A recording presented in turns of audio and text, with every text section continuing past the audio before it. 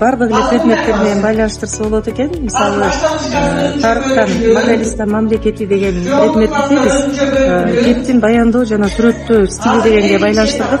Ошол кыргыз сөздөрүнүн биологияда колдонулушу. Мисалы үчүн биологияда кыргыз сөздөрү кандай колдонулат, этиш сөздөр айрыкча кандай колдонулат. Онлайн ресурстар боюнча тема бар.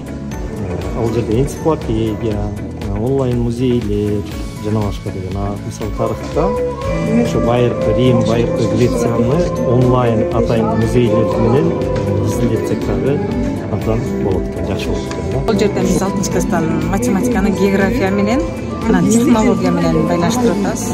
Чет тилинен кыргыз тили, орус тили менен байланыштырсак жакшы болот эле. Себеби кыргыз тилинде, орус тилинде билген материалдарды чет тилинде оңой өздөштүрөт деп ойлойм. Мен информатика менен байланыштырдым.